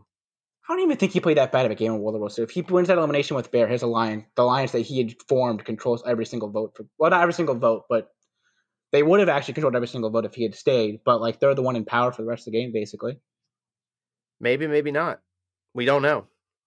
But like he developed the power apparatus that eventually controlled the game. He just was him talking with ragging Josh while Laura's in the room is one of the bigger missteps in some time. But yeah. Anyway. All right. All right, you guys need your power rankings. Did I give picks? Sorry, we got off track there. We're way off track. It's good though. I like it. It's a good combo. Good conversation. But So did I give picks? No, go.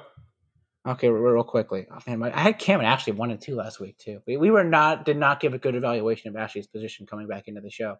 No. I'd have Cam 1. I'll do Teresa. I really don't want to do Teresa 2 because I think she's just got such a target on her right now. I'll do Amber B 2 and Teresa 3. A bold fucking take, Rob.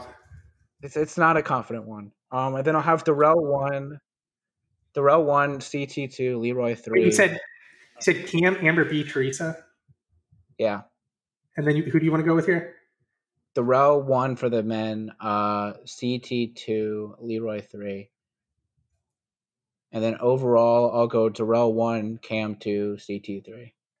Say that one more time. So for men, Darrell, CT. No, for overall. For overall. Overall, Darrell, Cam, CT. All right. I'll do mine really quick. I'm going to go for the men. I'm going to go Fessy, Darrell, CT. And I would probably have Non still right outside of that group. So I'm not like taking like a huge swing from where I was, but I definitely have him outside of the top 3 now. Then I have Lolo, Casey, Cam. And then overall, I have Fessy, Darrell, Lolo. Okay.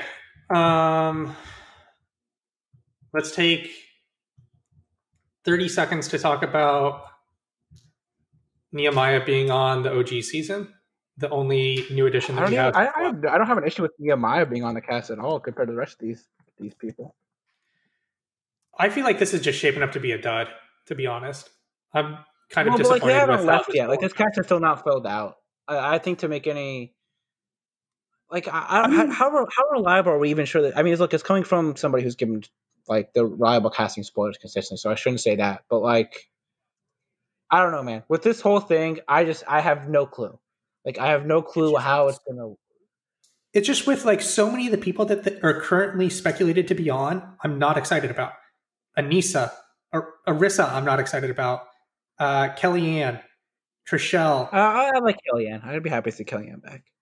I'm actually good with Trishelle. Yes. All of those people I'm not excited about. Nehemiah, I'm fine with. I would prefer... I'm more curious to see, like, him coming back versus Big Easy. Can you guys hear me? Yeah, hello? I would agree with that. Yeah, I got you. You're still there. Yeah, no, I'm completely fine with Nehemiah. I mean, he is a challenge champion, and if you did want to put an asterisk by another season, that Gauntlet 3 Wookiees win, that's a pretty big asterisk if you were into asterisks. But I'm really excited about seeing Ace back. I think that'll be fun. Yeah, I don't even think... Look, we've said Coral should definitely be on for the woman, and there's definitely some stuff to throw in. I just have a hard time... Before I even, like, know what they're doing, it's hard for me to criticize the cast a ton. And, like, Nehemiah, he's at least, like, I think he's in a good position because he's still definitely, like, involved in the challenge universe. Him and Wes are still very close, and he's done some, like, challenge stuff in the past. So I at least think he'll have something to contribute when he comes on. But yeah, like, I don't even know what they're going to be doing. Yeah, I just think we're going to have to wait and see what happens. I mean, from what we're hearing at the very least, they are going to do eliminations, and it's just going to be like an older school challenge. So what are the eliminations going to be? Is it going to be like I don't know. On the treadmill with the itching powder, or like? God, I hope so. What are they going to Can you guys hear me? Yeah. Yes. What's going on? Can you hear us? Yeah, I can hear you. Yeah, I think, I don't know. My headphones died, and then it doesn't let you do anything with audio settings when we're in the meeting, which is unfortunate. I know, I don't like that. But anyways, we were talking about that. Apparently, there are eliminations. What those eliminations are is very much up for question. Do we know anything else new about it? We know that they're currently in quarantine. Do we know where they're going? Really? How many people are supposed to be on this thing? Oh, it's I would say it's going to be probably 20 is my guess. I would guess 20 plus the host. So small cast? Yeah, I'm thinking it's going to be 10 and 10 because it's only going to be like a 2 to 3 week film.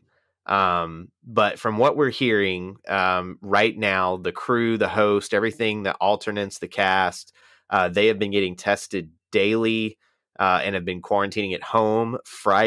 This coming Friday, they will be getting together for the group quarantine in hotels, and then a few days after that, flying out to film. So If we're just guessing on what the overall format's gonna like somewhat mirror, like I'm thinking it's gonna be like champs versus with more emphasis on like in between mission elimination chicanery. Yeah, I don't know. I think it'll be like a way less competitive version of the normal show. I think that's kind of what I'm envisioning. I am envisioning it to look a lot like Gauntlet 1. That's a very, very good guess. Like it's gonna be like, well, I mean, like it's gonna be like what Gauntlet 1, Inferno 1 with significantly higher production values. Yeah, that's what I think. You won't have life shields, but it'll be like the smaller cast. It'll go quicker, and it'll be a Gauntlet 1-esque thing where it's a janky carnival game type daily. Maybe there'll be some stuff with, some ropes here or there. You'll probably get, champs versus stars type eliminations that we saw where there's some physicality, but none to where anyone's going to really get hurt. So I think you're going to see just a smaller, slower moving in terms of the cast. But I mean, some of these cast members, Brad and Derek, are still in great shape. So That's what I was thinking. I feel like some of the like Brad and Derek are gonna be on, and they're gonna like, all right, where's the ball? Where's the balls in? Where's the pole wrestle? Like they're gonna be like rearing to go. And and maybe they will. I mean, I just don't think we know what this thing's going to look like at all until it actually airs. Like, I know that sounds so stupid to put it that way, but well, we have no precedent for this. No, we really don't. If I had to guess, I think it's going to look a lot like the first champs versus pros thing. I just think they want more of an emphasis on like, because like that was a very competition heavy show, and like even a political heavy show. Like there was a lot of like strategy to those shows. Whereas with this, I think it's going to be like more like a keep catching up with what these people are up to. Yeah. Which I think that will be a big element. Like, I think every episode it's going to be a dead giveaway who's going home because you'll get a large profile at the beginning of the episode. Am I going to need to be like doing like a fantasy game for this? No. Do we have? Because I don't feel like, you know what though? Honestly, Rob, I think you have to watch season 1 to make a decision if it's worth a fantasy game. If there's a season 2. Because if it's basically more of, let's say it's not Gauntlet 1 type show, let's say it's closer to Duel 2, then if it's something closer to what Duel 2 is, then you can have a fantasy game because there actually will be strategy. I mean, we make fantasy games out of anything. I'm not they have fantasy games for like Jersey. Yeah, but if it's, I think the weird thing is like, if the show, like one of the rumors for a while that I was reading was it would be a more Big Brother-esque type show where the cast sticks around longer and stuff like that. That's a little harder to fantasy because then it's all like on Survivor and Big Brother fantasy. Like I think I was more looking at like from a viewership perspective if that's going to be in demand. Yeah, I don't know. I think it will do well ratings wise. I really do. I think the challenge as a brand is strong enough that, especially with Brad, who was just recently on a season, if Wes is on it, there's a very strong possibility he is. I think it has the potential to do close to it won't match the rating of the current show, but it'll get 3/4 of the way there. And I think MTV and Beat 'em and Murray would be happy if they hit that number. Do we know who the host will be? I was assuming it was going to be Mark Long because it feels weird for him to be a contestant on the show and be part of the production. Like, what are the odds of him winning if he's a contestant? Like, he's like minus 300 or something. I don't know. Like, maybe his social game is always really good. I was just because, like, if he's the producer, he's gonna have the teams are gonna be like him, Derek, Brad, like he's gonna like have like I don't know like Nehemiah and then somebody they can like vote off, and then they're gonna be going up against like the Big Easy Ace Cyrus team. That sounds so hilarious when you put it like that. Let's say those guys are on opposite teams. It's Mark, Derek, and Brad versus Big Easy, Ace, and Cyrus. Like, Yeah. that just is such Like, a I don't know what kind mismatch. of shape Yes is in. That's a determining factor. And then He's a wild card. He's a ringer. We don't know. Dude, I'll never forget that Inferno 2 episode, one of like the first, or no, Inferno 1, excuse me, one of those first Inferno 1 episodes where everyone is really questioning Cyrus's physical ability because he's one of the older people on the cast, and they go through the challenge, and They vote him in, vote him and in. it turns out he was the best person on the team. Yeah, they vote him in before it was something weird where they didn't see the results of the challenge until after they voted. And so they vote Cyrus in and then see the results. And Cyrus finished first out of all the men. And that just maybe shows you, like, he should be. Maybe he's on Mark Long's team. Then maybe he's still got old man strength. This is gonna. Hey, you know what? As a new father, well, I'm not that new anymore. My daughter turned 17 months in 3 minutes. You get a certain level of reflexes and strength you didn't know you had to keep your child from dying on a daily basis. Like, she's like 2 seconds away from falling off the bed or, spilling out on a coffee table or, you gain a whole new set of strength as a dad. That old man strength is for real. What's the power ranking on these 6 females in terms of who's ending up on Mark Long's team? Man, Kellyanne has to be the number 1 overall out of these 6, right? Yeah, easily. Kellyanne. I love Kenny Doyle as a character, but it's kind of hard. Would you rather have Ruthie or Anissa? Ruthie. We haven't seen Ruthie in so long. Lisa's at least still on the show and is like winning missions. But does she have any chance to win a final? Against Katie, Arissa, and Trishelle, I think she could be okay. Fair point. I think Trishelle would be the favorite. not seeing any of those women, I would still take them over Anissa, though. Really? Yeah, dude. Her stamina is non-existent. Arissa, Katie, and Trishelle in an actual final. Oh. Even if they run a Gauntlet 1 type final, okay, I still don't see Anissa winning that final against those women. Like, I just don't. But here's what's really funny. Like, people are going to probably sleep on Trishelle. We haven't seen any of these people in so long. God knows. I realize Trishelle has not been on the show now in 7 years, but people forget she actually finished the Battle of the Seasons final with Dustin. Yeah, she wasn't a complete disaster that season. No, she wasn't. They got second. They were better than Devin, JD, and the Brooklyn team. Yeah, well, Devin being on the Brooklyn team was just an anchor. JD is really bad in that final, too. He was bad. I mean, there's a reason that Chet and Sarah were trying to get rid of their partners the whole time. Yeah. And San Diego was like, yeah, we're not putting Brooklyn in anymore because as long as JD funny and how Devin that season worked out where each team had like at least one competitor on it. You were like, all right, they're not winning with this person. Yep. And I mean, they ended up winning with Sam for San Diego, but they had one anchor at least on every team. I mean, there's still going to be more people on this cast. Like, they're not going to have only 6 women, and then what is this? No, it's going to be 20 people would be my guess. So, but from and I took a perusal of it's a lot of being up in the air. It's interesting. There's a lot of people up in the air, but the people that have an idea of who the cast might be has said that it's a decent cast. So there are people they can't confirm, but they know. The up in the air, they could be alternates or they could be actual cast members, but there's just a lot of questions on who's an alternate and who's not. Well, Beth did an Instagram Live, and she said the only way she would go on is if Nehemiah and Cyrus are casted, and they're currently in the very likely. Yeah, so maybe she will be on. I need to see Beth, and I need to see Coral on the cast. Yeah, they're definitely the top 2 of the women and almost of any of the women, but of the ones in the up in the air category. They got to be on.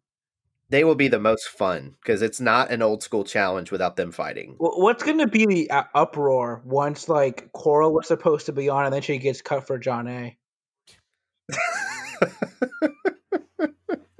I'm on Katie Doyle's Instagram right now, and she looks like she's in better shape now than she was when she was actually on the show.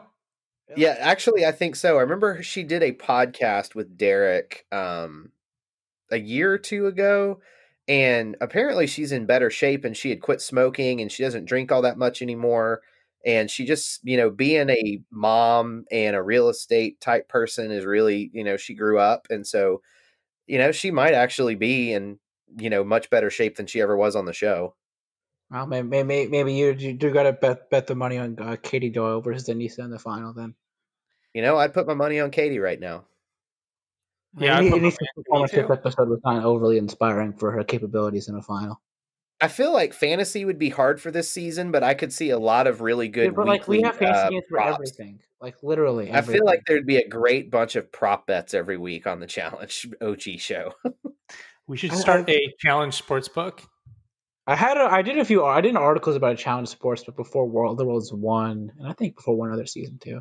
It actually did pretty well. If the spoilers were not so readily available, I think it would be way more successful. That's the thing, because you have to release it before the season even begins, and you can't even you don't even know what props to put up because we don't even know the format's gonna be. Yeah, it's hard, and that's the thing too is it's why I would never bet on the show because it's easy. From what I haven't looked at spoilers now since I think Rivals 2 was the last season that I spoiled myself on. And after that season and how good it was, I realized that my enjoyment of the show would be way better if I didn't look at spoilers. But I have seen spoilers on accident just scrolling through Instagram or scrolling through Twitter. You just got to cut it out. You just can't. You really just have to stay away. I have to mute any account.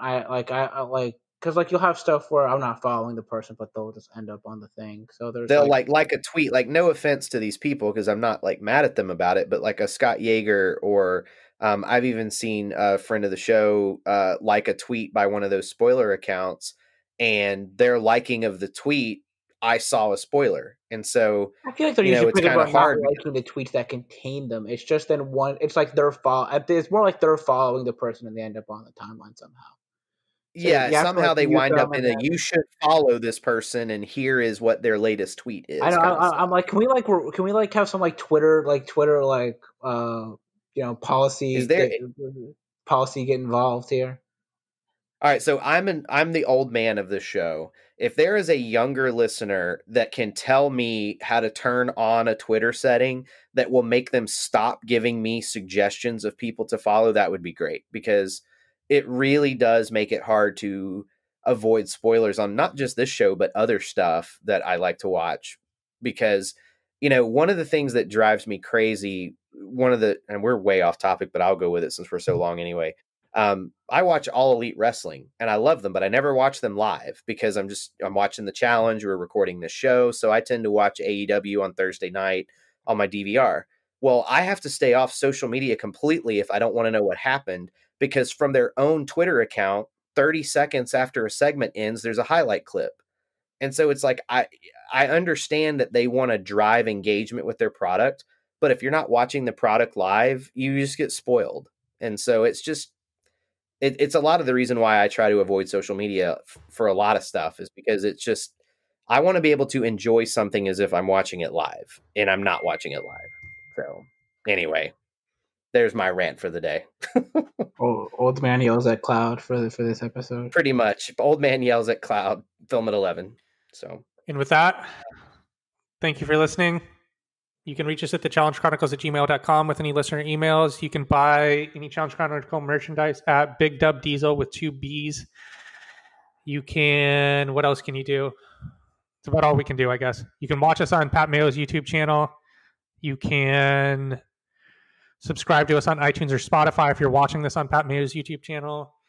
And with that, we'll be back with you next Thursday to talk about episode 7 of Challenge Double Agents.